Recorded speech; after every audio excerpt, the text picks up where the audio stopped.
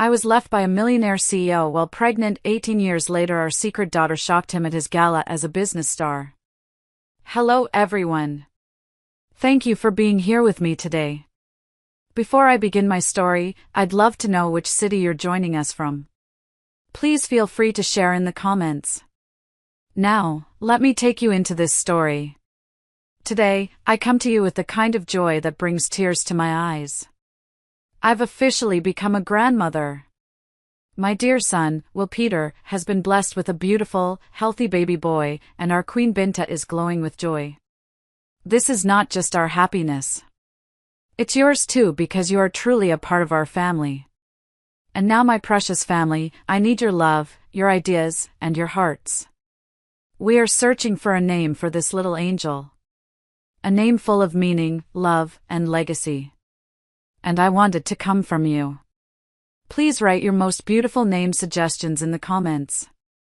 The name that moves us the most will receive a special gift from me from the bottom of my heart. Let's name this baby boy as a family. Now, with hearts full of love, let's begin the story. This is my story. The notification email arrived at 2:47 a.m. It felt like a message beamed straight from another universe, pinging my phone with an unexpected brightness in the dark. I was already awake, tossing and turning, trying to get my body to settle down after a 12-hour shift that included 2 hours waiting tables and a cleanup gig at a dental office. When I read it for the fourth time, I still couldn't quite believe that my 18-year-old daughter, Phoebe, had just been selected to speak at the most prestigious business gala in the state. I sat on the edge of our Murphy bed in the tiny studio apartment that had been home for the past 3 years. I watched Phoebe sleep peacefully just a few feet away. Her brow was furrowed slightly, probably dreaming about market projections or her 4.0 GPA. She was completely unaware that her life, and mine, was about to change forever. I stood up quietly and tiptoed to the tiny kitchen area. The apartment was small enough that every movement felt amplified. The thin walls meant we lived with the rhythm of our neighbors, but it also meant Phoebe and I had developed an intimacy and an awareness of each other that few families ever achieve. I started making coffee with the ancient machine that required a specific, forceful slap, what I call percussive maintenance, just to get the water to heat up. It hissed and grumbled its complaint, but eventually, the dark liquid began to drip. Outside our single window, the city was just starting to stir. Delivery trucks rumbled down the streets, their engines echoing in the pre-dawn quiet. Early commuters hurried toward the bus stops, their faces drawn with the familiar determination of people trying to build something better from whatever circumstances life had handed them. I had been one of those people once, 20 years ago. I was full of dreams and ambition and the naive belief that love could conquer any obstacle. That was before I learned that some obstacles were designed to be insurmountable, especially when you were 19 years old, pregnant, with no savings, no family support, and no idea how to fight an enemy with unlimited resources. At 18, Phoebe possessed the kind of natural brilliance that couldn't be taught. She had a drive that came from watching me work myself to exhaustion just to keep food on the table and the utility bills paid. She had built a profitable consulting business, advising small, local nonprofits and startups, all while maintaining her perfect grades. The irony of the situation hit me with a jolt of cold realization, much sharper than the caffeine. My magnificent young woman had been invited to speak at an event hosted by Bohr Industries, the same company owned by the man who'd walked out of our lives before Phoebe was even born. Cyrus Bohr. Even thinking his name after 18 years felt like touching a live wire. It was a name I had successfully buried beneath layers of financial statements, minimum wage schedules, and endless late-night study sessions. The memory of him was a ghost I rarely let into the daylight. Mom? Phoebe's voice was soft but instantly alert. She'd always been a light sleeper, probably from years of living in places where being aware of your surroundings was a survival skill. Everything okay?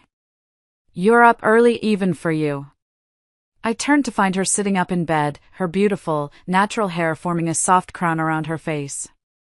Her eyes were bright with the intelligence that had gotten her into college on a full academic scholarship despite every disadvantage the world had thrown at her. I got an email about the Pinnacle Investment Gala, I said, holding up my phone. You've been selected as one of 5 young entrepreneurs to present to the investor panel. Phoebe's eyes went wide, then narrowed with that focused intensity she always got when she was processing important information. The Pinnacle Gala? That's huge, Mom. Those are the people who write checks with more zeros than most people see in a lifetime. I know, baby. This could be exactly the opportunity you've been working toward.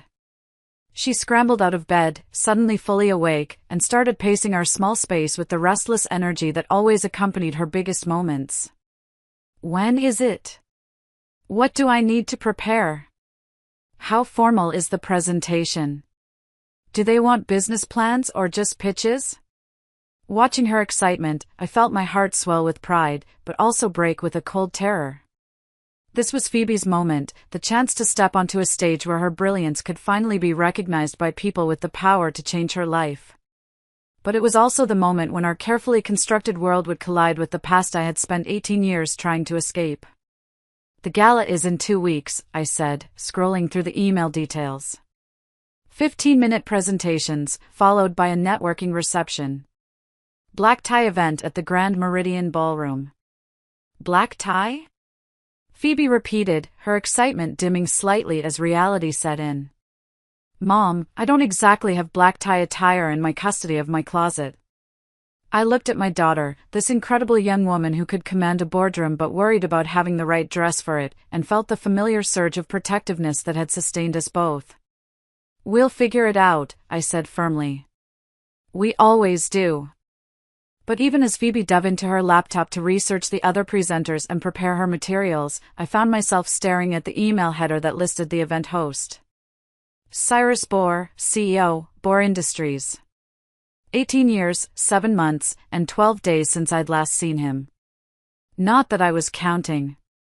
I poured myself a second cup of coffee, staring out at the city. The aroma of the cheap instant coffee was the only thing cutting through the memory that was now vivid in my mind. Cyrus. He was 22 then, brilliant and passionate. He was completely convinced that love, our love, could overcome any obstacle his wealthy family might put in our way. I remember the way he used to look at me, like I was the most fascinating person in any room, despite the fact that I came from a world where people like me were invisible unless they were serving coffee or cleaning offices. Our love affair was a secret from his family, but it never felt shameful. It felt precious, something too beautiful and fragile to expose to people who wouldn't understand. We spent hours in the library studying together. He patiently explained complicated economic theories while I helped him see the human cost of policies that looked good on paper but devastated real communities. I was working 3 jobs even then, determined to earn my business degree despite having no family money to fall back on. He never made me feel lesser for my circumstances. Instead, he seemed to admire my determination. He often said he learned more about real strength from watching me navigate a single day than he'd learned from a lifetime of inheritance and privilege. I remember the first time we made love, in his dorm room on a snow-covered February night. I felt like I was claiming something that belonged to me by right, rather than by luck. He was gentle and reverent, treating my body like something sacred, whispering promises about our future that made me believe in fairy tales. I'm going to marry you someday, Willa Bunbury, he'd said afterward, tracing patterns on my bare shoulder while the snow fell outside his window. I'm going to spend the rest of my life making sure you never have to work 3 jobs just to survive. For 8 months, I believed him.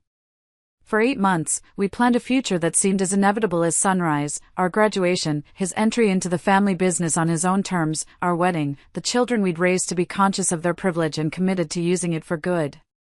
Then, I missed my period. The pregnancy test had shown positive on a Tuesday morning in March, just weeks before graduation. I stared at the little plus sign and felt terror and joy warring in my chest. We'd been careful, but not careful enough. Now, our carefully planned future had been accelerated in ways that would test everything we thought we knew about love and commitment. I planned to tell Cyrus that evening after his economics final. I practiced the words a dozen different ways, imagining his face when I shared the news that would change both our lives forever. But I never got the chance. I woke up Thursday morning to find Cyrus gone.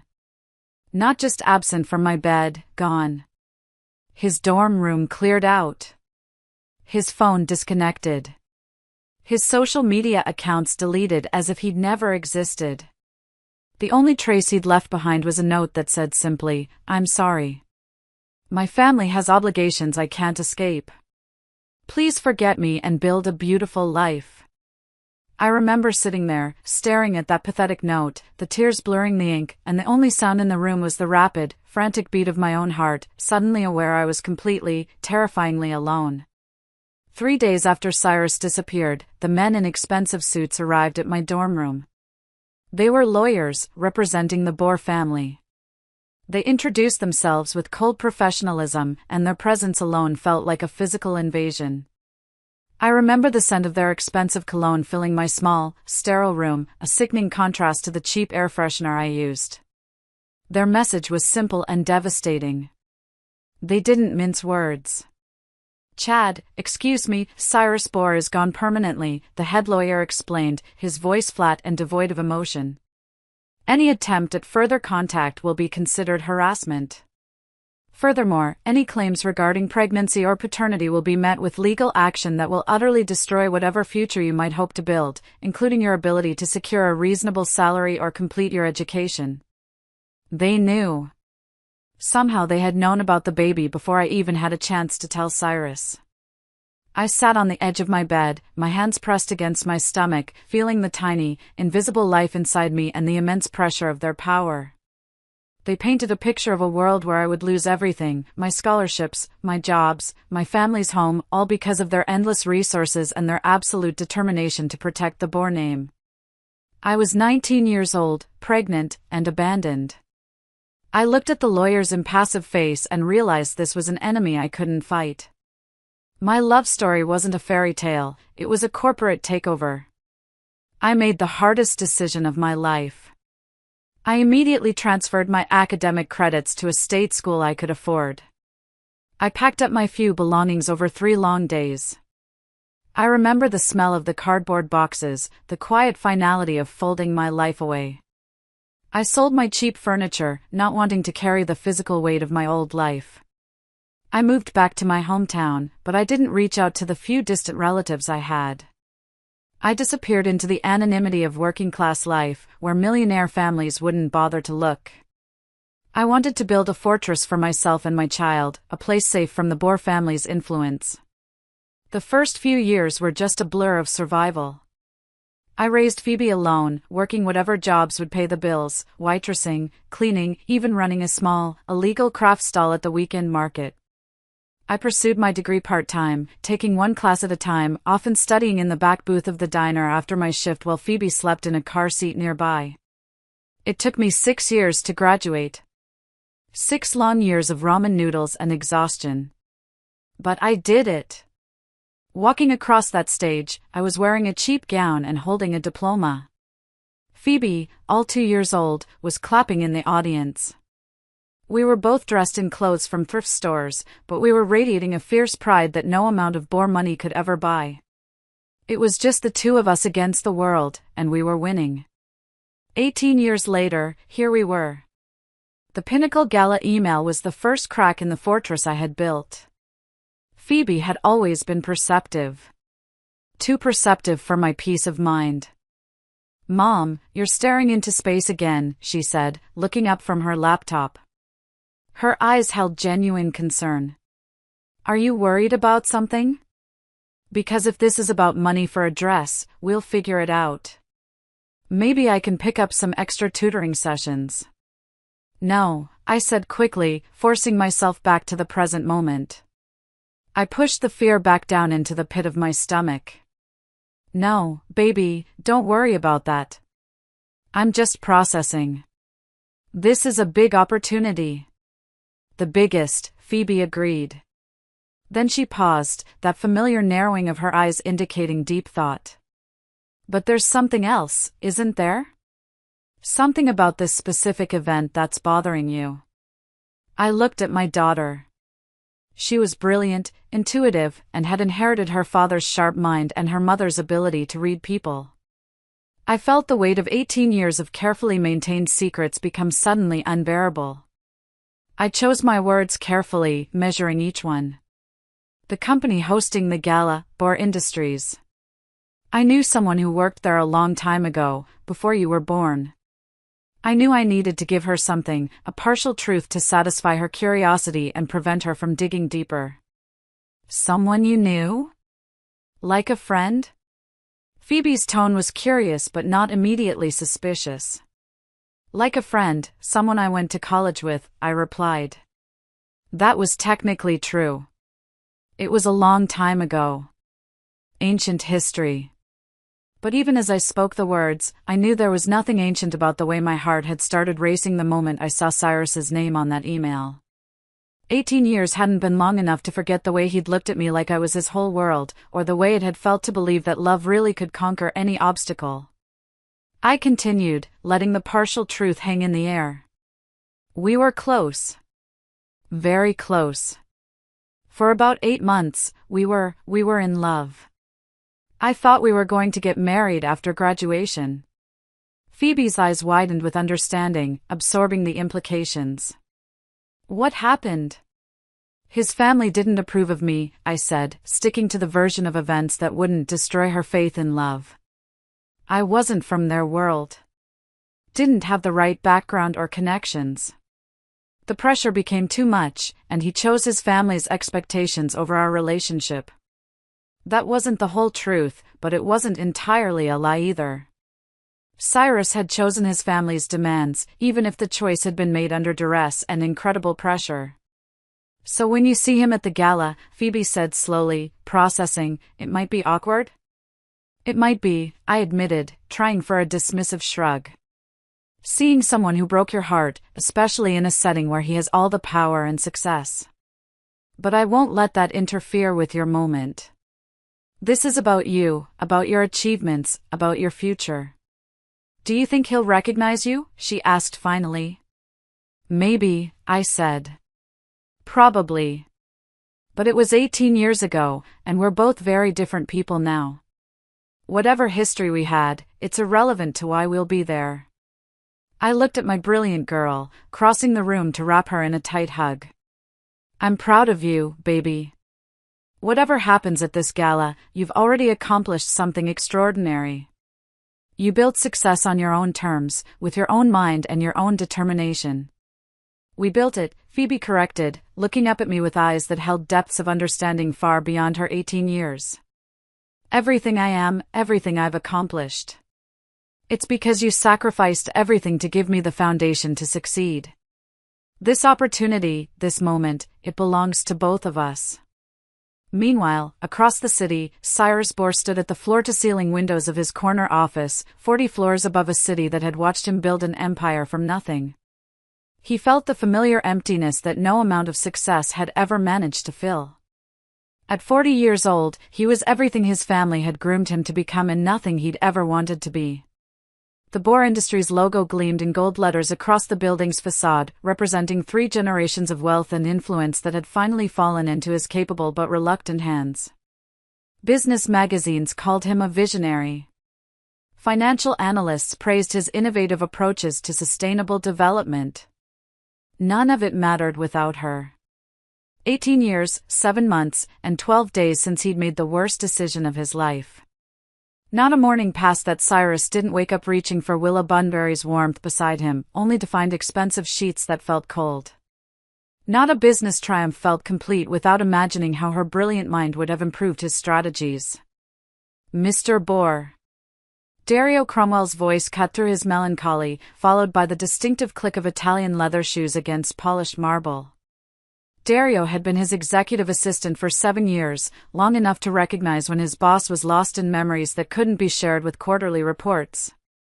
The final details for the Pinnacle Gala, Dario continued, approaching with a leather portfolio.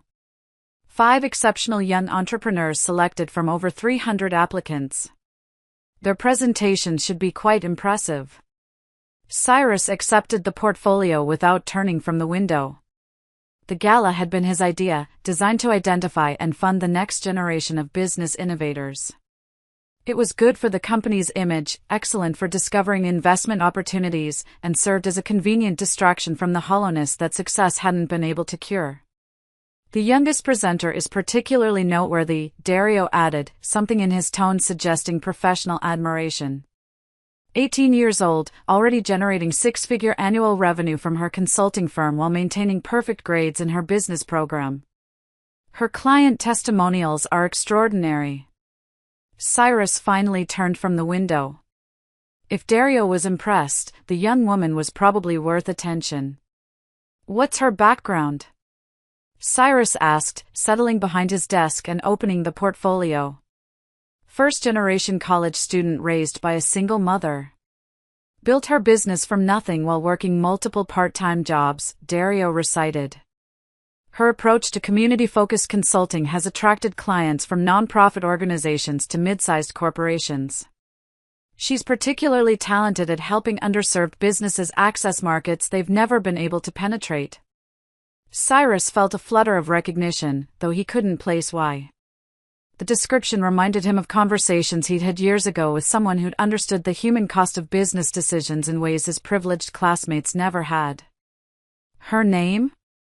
Cyrus asked, flipping through the portfolio. Phoebe Bunbury.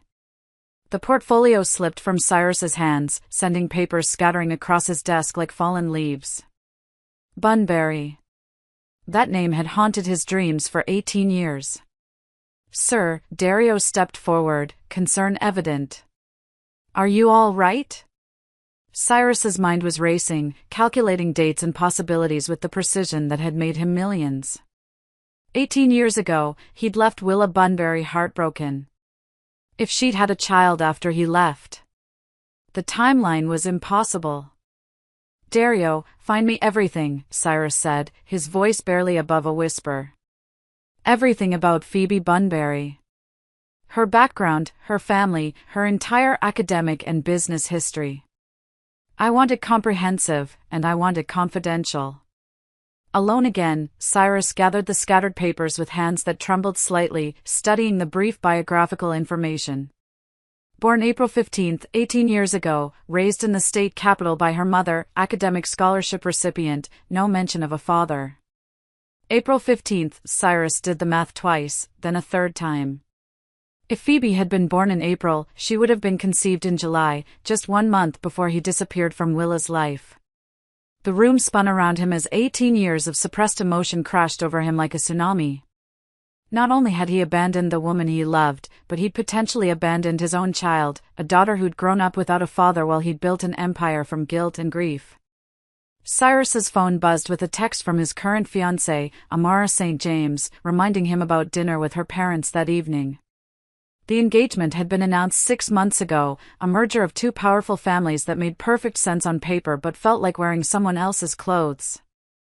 Amara was beautiful, accomplished, and utterly lacking in anything that resembled the fire that had made him fall in love with Willa.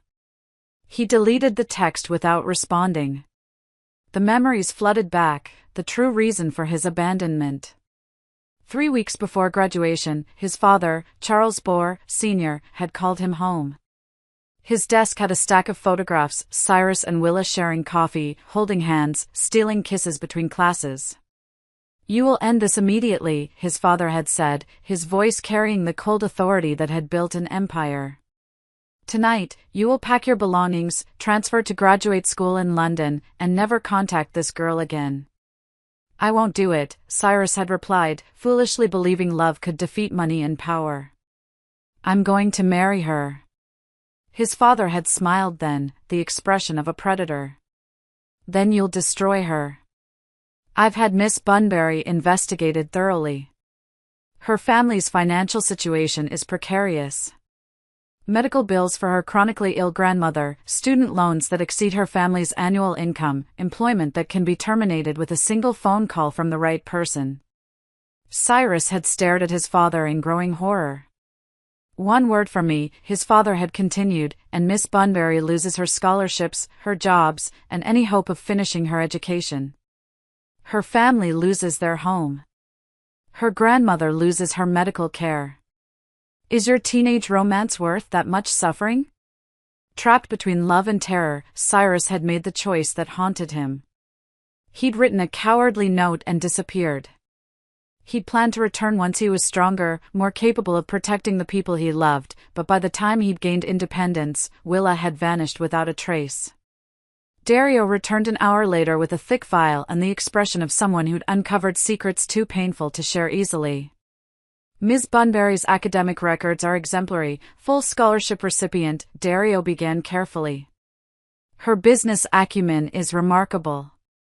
She's generated over $200,000 in revenue this year alone. What about her family? Cyrus asked, dreading the answer. Raised by her mother, Willa Bunbury, currently 37 years old. No father listed on any official documents. They've moved frequently over the years. Financial records suggest they live paycheck to paycheck despite the daughter's business success. The guilt hit Cyrus like a physical blow.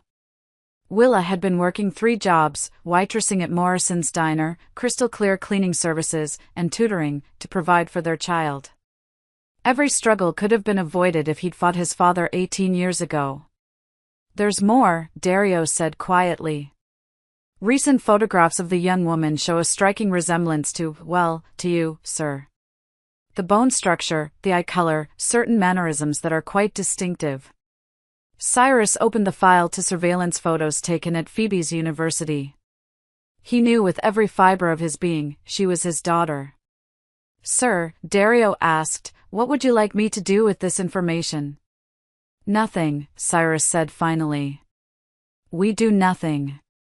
We let her have her moment, and we watch her succeed on her own merits. And afterward. Cyrus looked out the window. Afterward, he said quietly, I figure out how to earn the right to be part of their lives again. For Willa, the 2 weeks before the gala felt like a tightrope walk over an abyss. I stood in the thrift store changing room, holding up a black dress. It was beautiful, classic lines, but it would require significant alterations. Luckily, I'd become skilled at transforming secondhand finds into something that looked intentional rather than desperate. My outfit for the night was less important than making sure Phoebe had everything she needed to command that stage with confidence. Mom, did you find anything? Phoebe called from the next changing room. Maybe, I replied, studying my reflection. At 37, 18 years of working multiple jobs had left their mark, fine lines around my eyes, hands that were strong but showed the wear of physical labor, a weariness in my posture. Still, I cleaned up well, and for one crucial night, I needed to look like I belonged in Cyrus Bohr's world, even if every instinct screamed I was an imposter. Phoebe emerged in a simple black dress that transformed her from a college student to a sophisticated young professional. The dress was elegant, authoritative, exactly what a rising entrepreneur should wear. Baby, you look incredible, I said, tears pricking my eyes. Professional, confident, and absolutely beautiful. I want them to take me seriously, Phoebe said, examining herself in the 3-way mirror. Not see me as some kid playing dress-up in the adult world.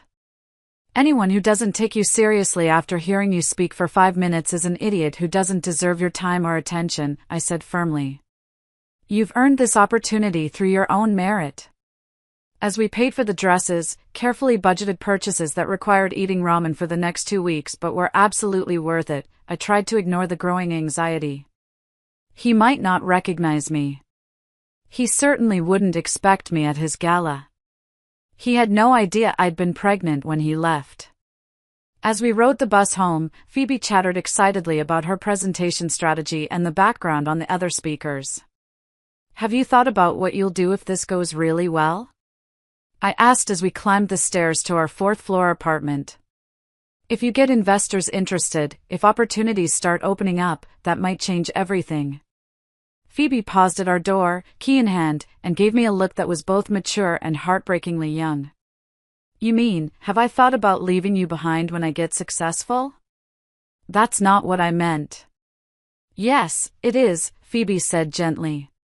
Mom, you've spent my entire life sacrificing your own dreams so I could chase mine, but success isn't worth having if it means abandoning the person who made it possible. I don't want to hold you back, I whispered. Then we'll figure it out together, Phoebe said firmly. The way we always have. I'm not going anywhere without you, Mom. You're my family, my anchor, my best friend. Whatever comes next, we face it together. But the words only made my anxiety spike higher. In less than a week, we would be walking into a room where Cyrus Bohr would see Phoebe for the first time. If he noticed the resemblance, if he started asking questions, our carefully constructed life could fall apart in an instant. The morning of the Pinnacle Gala dawned gray and drizzling, reflecting the anxiety that had kept me awake for most of the night. I stood at our single window, watching early commuters hurry through the rain. I tried to prepare myself for seeing Cyrus Bohr again after 18 years of silence. "Mom, you're doing that thing again," Phoebe said from the kitchen, where she was managing the temperamental coffee machine. "That staring into space thing you've been doing all week.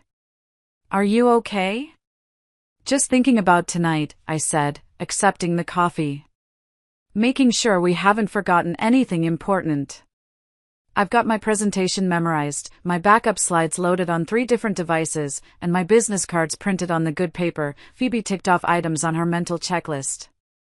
What else could we possibly need? Courage, I thought. The strength to face the past without letting it destroy the future we've built. "You're going to be incredible tonight," I said instead. "Those investors have no idea what's about to hit them." Across the city, Cyrus Bohr stood in his master bathroom, staring at his reflection and trying to convince himself that he wasn't about to make the second biggest mistake of his life. The first mistake had been leaving 18 years ago. The second might be staying in the shadows tonight when every instinct screamed at him to approach Willa and Phoebe directly. The elevator ride to his office felt endless. Each floor was another step closer to the moment when past and present would finally collide. Dario reported as Cyrus entered his office, "The venue is secure. The only last-minute change is that we've had to increase security slightly due to some additional press interest." "What kind of press interest?" Cyrus asked. "Business journals primarily, but enough attention to make the evening notable." "There's one more thing," Dario said carefully. "The youngest presenter, Phoebe Bunbury. Her background check revealed some interesting details about her family situation." Cyrus's blood turned to ice. "What kind of details?" "Nothing inappropriate for our purposes," Dario assured him. "But her mother's employment history shows a pattern of instability. Multiple jobs, frequent address changes, no significant romantic relationships documented. It suggests someone who's been cautious about putting down roots. Or someone who's been running," Cyrus thought, with growing certainty. "Someone who's been protecting herself and her daughter from exactly the kind of investigation that just uncovered those details." "Sir, are you certain you don't want me to arrange a private meeting before the gala if there are personal connections that might make the evening complicated?" Dario asked. "No," Cyrus said firmly. "Tonight is about the presenters and their achievements. Whatever personal history exists, it doesn't interfere with their professional opportunities." At 4 o'clock, Cyrus's phone rang with a call from Amara. "Darling, I'll meet you at the venue," she said. "I'm running late due to a hair appointment that took longer than expected." "That's fine," Cyrus replied, relieved. "You've seemed distant lately, distracted," Amara noted. "I hope whatever's bothering you won't interfere with tonight's success." "Nothing will interfere with tonight," Cyrus said with more conviction than he felt. "The presenters deserve our complete attention and support." At the same time, I was helping Phoebe with her last-minute presentation practice in our small apartment. "Remember to pause after your opening statement," I coached. "Let them absorb what you're saying instead of rushing to the next point." "Got it," Phoebe said. "Mom, what if they don't take me seriously? What if they see my age and assume I'm not ready for real investment? Then they're idiots who don't deserve to be part of your success," I said fiercely. "But that won't happen because you're going to walk into that room like you own it. Speak with the authority that comes from real accomplishment." The Grand Meridian Ballroom had been transformed into a temple of ambition and possibility. Crystal chandeliers cast prismatic light across marble floors, and every surface gleamed with the kind of perfection that unlimited budgets could achieve. I stood at the entrance beside Phoebe, feeling like an actress who'd wandered onto the wrong movie set. "This is insane," Phoebe whispered, her eyes wide. "Mom, look at this place. Look at these people. I feel like I'm about to present my lemonade stand business plan to the gods of capitalism." "You belong here," I said firmly, though my own confidence wavered. "Your ideas, your accomplishments, your vision. You've earned the right to be in this room." Phoebe wore the black dress we'd found at the thrift store, altered by my careful hands, paired with borrowed shoes and my grandmother's simple gold necklace. She looked elegant, professional, and confident without arrogance. "Ms. Bunbury." A cheerful voice cut through the gentle hum of networking conversations. It was Lumira Bardot, the event organizer. "And the wonderful Phoebe. You both look absolutely stunning tonight." "Thank you," I managed. "Everything looks incredible." "Well, Mr. Bohr spares no expense when it comes to supporting young entrepreneurs," Lumira said. "He's particularly excited about tonight's presentations. I don't think I've ever seen him this invested in the success of our speakers." Phoebe's hand found mine, squeezing tight. "Is he here already?" "Mr. Bohr, I mean." Phoebe asked. "Oh yes, he arrived early to handle last-minute details. I believe he's near the bar speaking with some of our major donors." As Lumira moved away, I felt the weight of inevitability settle around us. Somewhere in this glittering crowd, Cyrus Bohr was playing the perfect host. As we moved deeper into the ballroom, my attention involuntarily scanned the crowd for a face I hadn't seen in 18 years. "Ms. Bunbury." An unfamiliar voice made me turn to find an elegant woman in her early 30s approaching. She had the kind of predatory grace that suggested old money and influence. "I'm Amara St. James. I don't believe we've been introduced." I accepted the offered handshake, noting the massive engagement ring that probably cost more than most people's cars. "I'm here with my daughter," I said carefully. "She's one of tonight's presenters." "Yes, the young entrepreneur." "How interesting," Amara said, her smile never wavering, but something cold flickering in her expression. "I have to say, I'm impressed by the diversity of tonight's speakers. It's so important to give opportunities to unusual circumstances." The casual condescension made my protective instincts flare. "I'm engaged to Cyrus Bohr, actually," Amara continued with silky smoothness. "Perhaps you know him, though I suppose your paths wouldn't naturally cross given the different spheres you move in." The words hit me like a physical blow. Cyrus was engaged. Of course he was. But hearing it confirmed, seeing the ring on this woman's finger, made something twist painfully in my chest. "Congratulations," I managed, my voice steadier than I felt. "I hope you'll both be very happy." "Oh, we will be," Amara said with supreme confidence. "Cyrus and I are perfectly suited. Same background, same social circle, same vision for our future together. It's so important to be with someone who truly understands your world, don't you think?" Phoebe appeared at my side, flushed cheeks and bright eyes. "Mom, I just met the most amazing woman who runs a non-profit focused on microlending." "Oh, I'm sorry. I didn't mean to interrupt." "Not at all," Amara said, shifting her full, calculating attention to Phoebe. "You must be the young presenter everyone's talking about. How exciting for you to have this opportunity." "Thank you," Phoebe said politely. "Family businesses can be so personal, can't they?" Amara replied, her gaze moving between Phoebe and me with calculating assessment. "I imagine your mother is quite proud of your achievements." "The proudest," I said firmly. Amara glided away. "That was weird, right?" Phoebe whispered. She seemed friendly, but something felt off. "Some people in this world use politeness as a weapon," I said.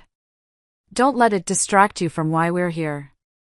Our final presenter this evening, the MC announced, represents the kind of innovative thinking and social consciousness that defines the next generation of business leaders. Please welcome Phoebe Bunbury, founder and CEO of Bunbury Consulting. The spotlight hit the stage, and my heart stopped. Phoebe emerged from the wings, poised and confident, absolutely radiant. Somewhere in the audience, a man gasped audibly, as if he'd been punched in the stomach. I was too focused on Phoebe to identify the source. I had no idea that 20 rows behind me, Cyrus Bohr had just looked into the face of his daughter for the first time. In his expensive tuxedo, Cyrus gripped the arms of his chair so tightly his knuckles went white. She was his daughter.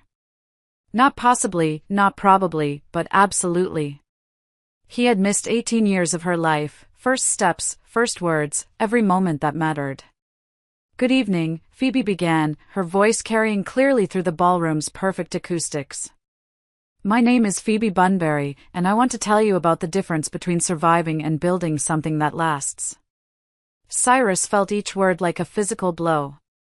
I grew up watching my mother work 3 jobs, Phoebe continued. I learned about business strategy from seeing her juggle schedules that would break most people, about perseverance from seeing her get up every morning and do whatever it took to provide opportunities she'd never had herself. The presentation was flawless, passionate but professional, idealistic but grounded in solid business principles. She had his bone structure, but my grace. His intensity, but my warmth.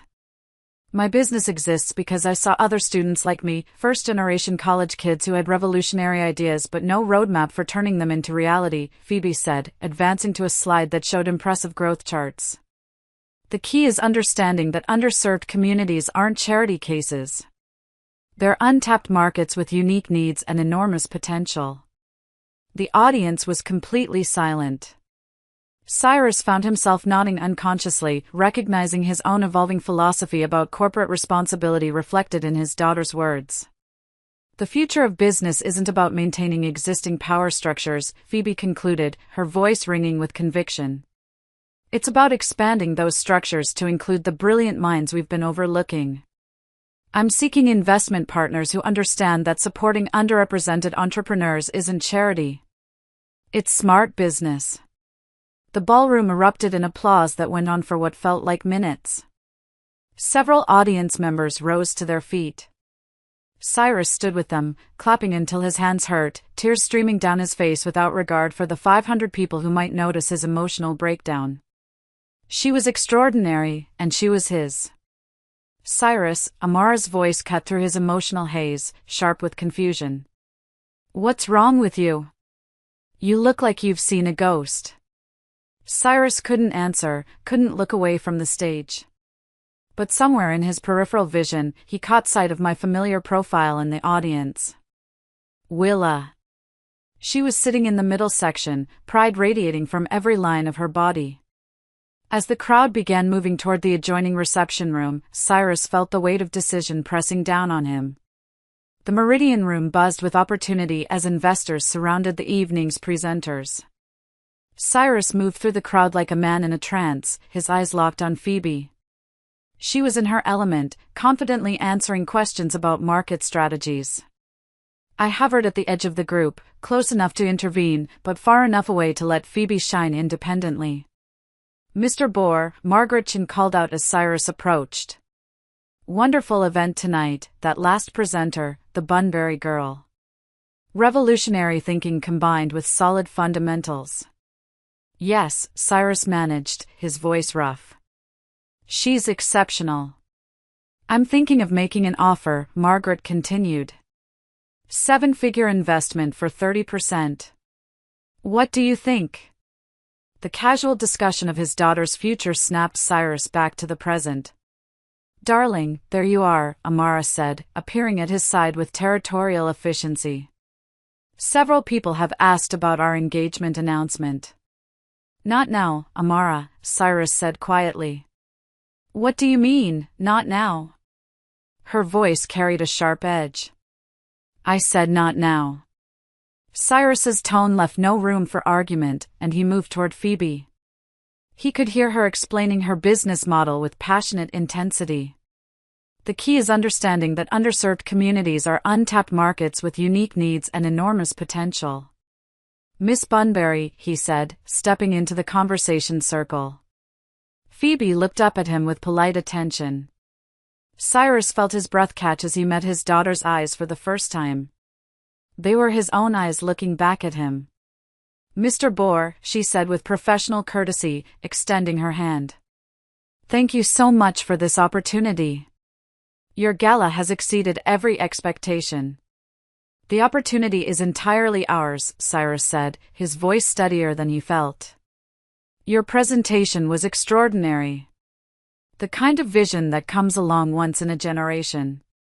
I have to give credit where it's due, Phoebe replied, blushing slightly. Everything I know about business, about perseverance, about treating people with dignity, I learned from my mother. Cyrus's eyes found mine. When our gazes met across the room, 18 years collapsed into nothing. Your mother, Cyrus said, returning his attention to Phoebe. Sounds like a remarkable woman. She is, Phoebe said with fierce loyalty. She gave up everything for me, her own dreams, her own opportunities, sometimes even meals, so I could have what I needed. I'm going to spend the rest of my life making sure those sacrifices weren't in vain. Each word hit Cyrus like a hammer blow, painting a picture of struggles he should have shared. Bunbury, he said, his voice beginning to fracture. May I ask you something personal? Of course, Phoebe replied, though something in his tone made her expression cautious. How old are you? Exactly. I froze in my peripheral vision, realizing he was putting together the pieces of the puzzle I had hoped would remain scattered. I'm 18, Phoebe said, confused by his intensity. I'll be 19 in April. April 15th, Cyrus's world tilted sideways. Exactly 37 weeks after he'd left my dorm room. Sir, Phoebe's voice seemed distant. Are you all right? You look like you've seen a ghost. Not a ghost, Cyrus whispered, tears blurring his vision as 18 years of questions found their answer. A miracle. He looked up to see me pushing through the crowd toward them with panic written across my features. Behind me, Amara watched with growing suspicion. Your birthday, Cyrus said urgently, his voice carrying clearly enough for nearby guests to hear. April 15th, 18 years ago. That's exactly 37 weeks after I left your mother. Phoebe's eyes widened as the implication hit her. You're my daughter, Phoebe, Cyrus said, the words coming out like a prayer and a confession. I'm your father. The silence that followed was deafening, spreading outward until the entire reception room had fallen quiet. Phoebe stared at him in complete shock. I had finally reached them, frozen with devastation and relief. Is it true? Phoebe whispered, turning toward me. Baby, I said, my voice breaking. I can explain. Is it true? Phoebe repeated, stronger now, demanding answers. I looked between my daughter and the man who'd broken my heart, surrounded by 500 strangers. Yes, I whispered, the word carrying clearly through the perfect silence. It's true. The room erupted in chaos.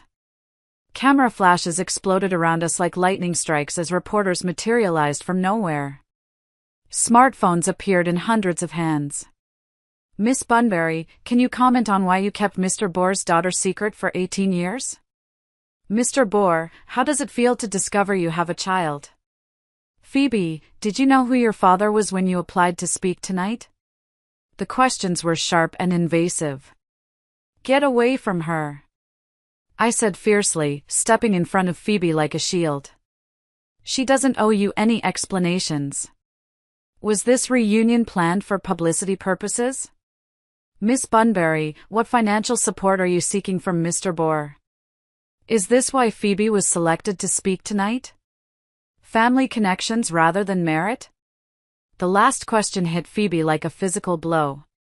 I watched her face crumple as the achievement she'd worked so hard for was instantly reframed as nepotism and favoritism. That's enough, Cyrus roared, his voice cutting through the chaos. Security, please escort the media to the designated press area. This is a private family matter. But it was too late. The damage was done.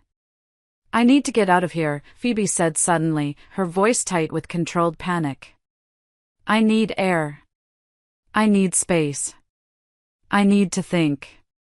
She pushed through the crowd toward the exit. I started to follow, but Cyrus caught my arm gently. Let me, he said. Let you? You've done enough. I snapped. 18 years of suppressed fury finally finding its target. You had no right to do that to her, to us.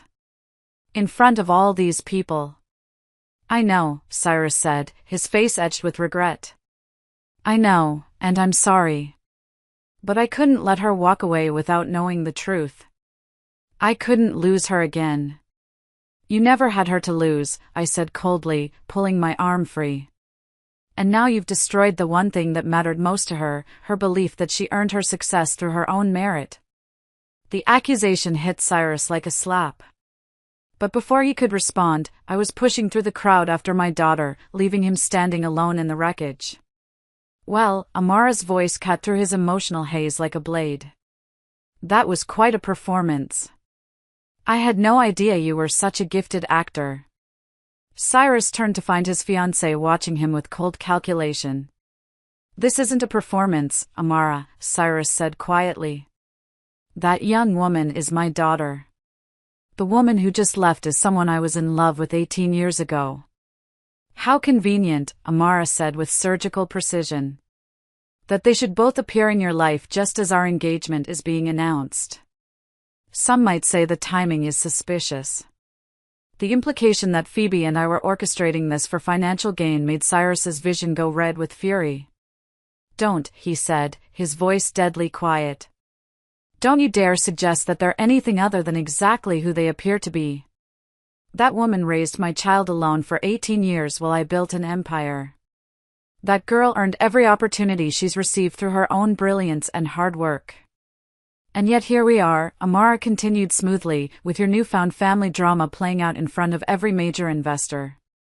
If this was a publicity stunt, it couldn't have been orchestrated more perfectly. You're throwing away our family's connections, our social positioning, the business opportunities we represent together, for what? A woman who kept your child's secret for 18 years, and a girl who may or may not actually be yours. She's mine, Cyrus said with absolute certainty. We are done. The engagement, the wedding plans, whatever future you thought we were building together, it's over. If you are still listening, please help me like this video and comment the number 1 below, so I know that you are amazing, and I understand that you are with me throughout this journey. Your help is a great encouragement, cheering me on. Please comment the number 1 so I can recognize you, and now, listen to me tell the rest of my story. Cyrus walked away from Amara's shocked face and pushed through the crowd, desperate to find Phoebe and me before we disappeared from his life again. He found us in the hotel lobby. Phoebe was sitting on a marble bench with her head in her hands while I paced nearby with the restless energy of a protective mother who couldn't fix what was broken. Phoebe, Cyrus said softly, approaching carefully. She looked up at him with eyes that were red from crying, but blazed with intelligence and hurt, and 18 years of questions that demanded answers. Why now? She asked, her voice steady despite the tears. Why did you have to tell everyone like that? Why couldn't you have found a private way to? Because I was afraid, Cyrus admitted, sinking onto the bench beside her. I was afraid that if I didn't claim you publicly immediately, you'd disappear from my life the way your mother did 18 years ago. I was afraid that you'd decide I didn't deserve to know you, that you'd choose to keep me out of your life the way I'd been kept out of it before I even knew you existed. But now everyone thinks I got this opportunity because of family connections, Phoebe said, her voice breaking. Everything I've accomplished, it's all tainted now. People will always wonder if I really earned my success or if I just had a billionaire father pulling strings behind the scenes. I'm sorry, Cyrus said, the words completely inadequate. I never thought, I didn't consider how the revelation would affect your achievements. I saw you on that stage and I realized you were my daughter and I couldn't contain the joy and the pride and the love I felt. I wanted the whole world to know that you were mine. But I'm not yours, Phoebe said quietly, looking between her parents. I'm hers. She's the one who raised me, who sacrificed for me, who was there for every important moment of my life. You're a stranger who happens to share my DNA. You're right, Cyrus said simply. You're absolutely right. I haven't earned the right to call you mine, but I'd like the chance to try. I'd like the opportunity to be the father you deserve to have all along. What if I don't want that? Phoebe asked, her voice small but firm. What if bringing you into our lives just complicates everything and makes it worse? Then I'll respect that, Cyrus said quietly. If that's what you decide, I'll stay out of your life. But I'll also spend the rest of my life making sure you have every opportunity, every advantage, every support you need to build the future you want, whether I'm part of it or not. We don't need your money, I said sharply, speaking for the first time since we left the reception. We've managed fine without it for 18 years. Have you? Cyrus asked gently. Have you really been fine working 3 jobs just to keep food on the table? Have you been fine raising our daughter alone, never getting to pursue your own dreams because you were too busy making sure she could pursue hers? Phoebe stood up with decisive movement. I need time. I need time to process all of this, to figure out what it means, to decide what I want our relationship to look like going forward. How much time? Cyrus asked. I don't know, Phoebe said honestly. Maybe a lot. Maybe forever. I'm 18 years old and I just found out that everything I believed about my identity was based on incomplete information. That's not something I can just absorb overnight. Whatever you need, however long it takes, I'll be here when you're ready. Will you? Phoebe challenged. Or will you disappear again when things get complicated or difficult or inconvenient? I'll be here, Cyrus said with absolute conviction. For the rest of my life, for whatever role you're willing to let me have in it, I'll be here. That's a promise I intend to keep no matter what. 3 weeks later, I sat in my car outside the unemployment office, staring at the eviction notice taped to our apartment door alongside a stack of tabloid newspapers. Gold Digger's 18-year secret exposed. The media attention had been relentless and cruel. Reporters had tracked down our address, called my employers, even approached Phoebe's professors. In 3 weeks, I had lost everything I'd built. Morrison's Diner fired me for bringing unwanted attention to the establishment. The cleaning company followed suit, citing client concerns about discretion. The tutoring program reluctantly let me go to avoid controversy that might affect their funding. When I finally made it home to our apartment, I found Phoebe sitting at our kitchen table surrounded by printed emails and what looked like contract termination letters. How bad is it? I asked. 3 clients have cancelled their contracts, Phoebe said, not looking up. 2 others are assessing their needs, which is corporate speak for, we're dumping you as soon as we can find a legal way to do it. My business insurance company is threatening to drop coverage because they consider the media attention a liability risk. I sank into the chair across from her. Baby, I'm so sorry. This is all my fault. This isn't your fault, Phoebe interrupted sharply. This is his fault. He's the one who decided to turn our private family business into a public spectacle. He's the one who couldn't wait for a private conversation. Have you heard from him? I asked. Every day, Phoebe said with a bitter laugh. Flowers, cards, emails, text messages. He keeps saying he wants to make things right and support us through this difficult time. As if throwing money at the problem will somehow undo the damage he caused. A sharp knock interrupted us. When I opened the door, I found Mavis Thatcher, my best friend, standing in the hallway with a bottle of wine and the expression of someone prepared for war. Move over, Mavis said, pushing past me into the apartment. We're having an intervention. Mavis, this really isn't a good time, I started. Actually, it's the perfect time, Mavis said, uncorking the wine with practiced efficiency. You two have been wallowing in misery for 3 weeks while your lives fall apart around you. It's time for some tough love. She turned to me first. You've lost your jobs because of media attention that will eventually die down. You're facing eviction because you're too proud to accept financial help from the father of your child. And you're losing your daughter because you're so busy feeling guilty about past decisions that you can't focus on making better ones now. It's not that simple, I protested. It is exactly that simple. Cyrus Bohr owes you 18 years of child support plus interest. He owes Phoebe a college fund and a relationship and all the support he should have been providing since the day she was born. This isn't charity. It's responsibility. She turned to Phoebe. And you, sweetheart, are punishing yourself and your mother for something that isn't either of your faults. Yes, the public revelation was handled badly. But you're still the same brilliant young woman who built a six-figure company before she could legally drink. That hasn't changed just because people now know who your father is. But they'll always wonder if I earned my success or if I had help, Phoebe said, her voice cracking with suppressed insecurity. Let them wonder, Mavis said fiercely. Successful women have been dealing with speculation about whether they earned their achievements for centuries. You prove them wrong by continuing to be excellent, not by hiding from opportunities because someone might question whether you deserve them. What if accepting his help changes the dynamic between us? What if it makes us dependent on him in ways that aren't healthy? I asked. Then you set boundaries, Mavis said simply. You accept the financial support you and Phoebe deserve while maintaining your independence and self-respect. You let him earn his place in your lives slowly, on your terms, instead of cutting him off completely because he handled one moment badly. I'm scared, I admitted finally. I'm scared that if I let him back into our lives, he'll take Phoebe away from me. I'm scared, too, Phoebe said, reaching across the table to take my hand for the first time in weeks. I'm scared that if I forgive him for the public humiliation, I'm setting myself up to be disappointed again. And I'm scared that if I don't forgive him, I'll always wonder what could have been. So, what do we do? I asked as Mavis poured the last of the wine.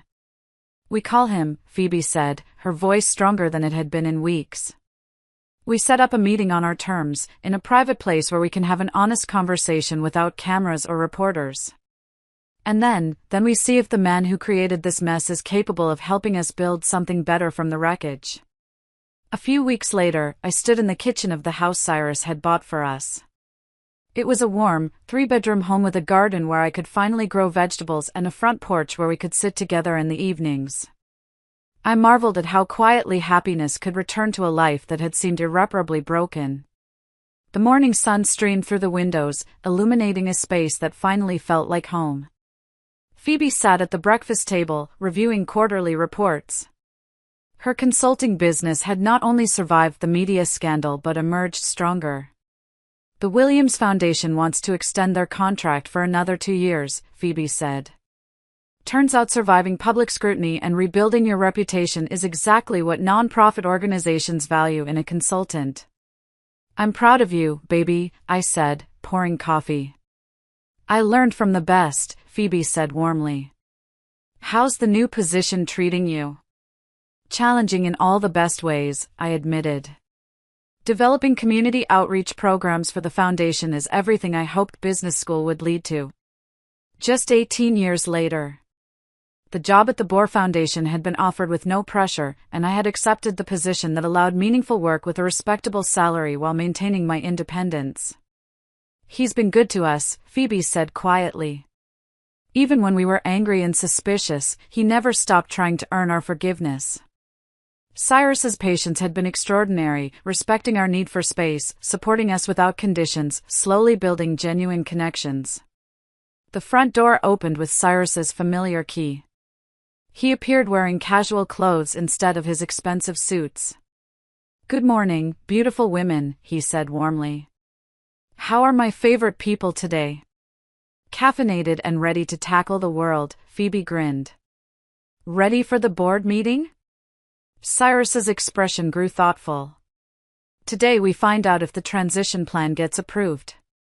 He had been restructuring Bohr Industries for months, transitioning from CEO to chairman to focus on the foundation work and be present for his family. Whatever the board decides, we'll handle it together, I said, reaching for his hand. That's what families do. There's something I want to discuss, Cyrus said carefully, pulling out a small velvet box. I exchanged a look with Phoebe about boundaries and the delicate balance we'd achieved. 18 years ago, Cyrus said quietly, I bought this ring for a 19-year-old girl who made me believe in love and second chances. My breath caught, recognizing the ring, simple and elegant. I've carried it every day since, he continued, kneeling beside my chair.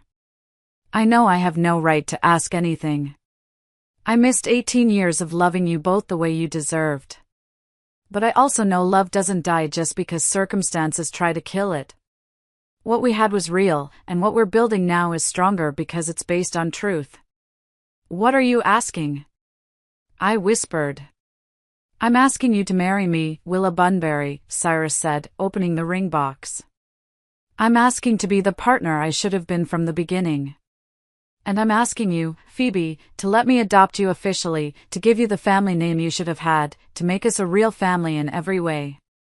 I don't know if I'm ready, I said honestly. I don't know if I can trust this won't fall apart when things get difficult. Then we'll take it one day at a time, Cyrus said gently. One conversation, one decision, one moment of choosing each other over fear. What do you think, baby? I asked Phoebe. Are you ready for us to be officially a family? I've been ready since he spent 6 months earning our trust instead of demanding it, Phoebe said through tears. Having a father doesn't diminish what you and I built. It makes our family bigger and stronger. Yes, I whispered, then louder. Yes, I'll marry you. Cyrus slipped the ring on with reverent care. And yes, Phoebe said, launching into a group hug. I want to be Phoebe Bohr. I want us to be a real family. I love you both so much, Cyrus said. I love the family we're building. I love you, too, I said, the words feeling both foreign and familiar. I love who you've become. And I love having a dad, Phoebe laughed, even if he announced it in the most embarrassing way possible. Cyrus pulled out another envelope. One more surprise. Something I've been working on for months. I opened it to find legal documents establishing the Bunbury Family Foundation, focused on supporting first-generation college students and single mothers pursuing education. It's funded with $20 million to start, Cyrus explained. For families like ours. As the afternoon wore on and sunset approached, 3 people who had found each other across 18 years settled into the rhythm of family life. I can't believe this is real, I said as the sky turned pink and gold. 6 months ago, our world was falling apart. Now we're home, Phoebe said simply. All of us together, exactly where we belong. Cyrus kissed my head and reached for Phoebe's hand, connecting us in a circle of love that had survived everything designed to destroy it. Now we're home, he agreed. And we're never letting go of each other again. Love had conquered time and distance and pride and fear. Love had healed wounds too deep to mend. Love had taken a broken family and made it whole again, stronger because we'd chosen each other despite every reason to walk away. Thank you all for listening to my story. It's a messy one, full of pain and eventual triumph. If you've ever had to fight to protect your children, or if you've ever found strength after abandonment, I want to hear from you. Please share your thoughts in the comments below, and don't forget to like this video and subscribe to my channel so we can continue to share these stories of resilience and second chances together. I love you all, and I'll see you next time. And so, as the sun sets on this remarkable tale, we are left with a profound reminder of the resilience of the human spirit and the transformative power of love and forgiveness. This story is not just about reunion, it's about the courage to confront the past, the strength to rebuild trust, and the determination to rise above adversity.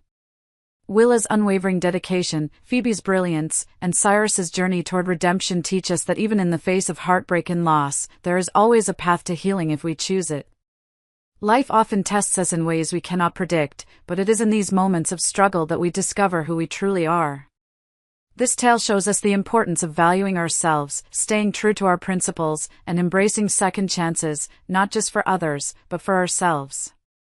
It reminds us that family is not defined by perfection, but by the willingness to fight for one another, to forgive, and to grow together.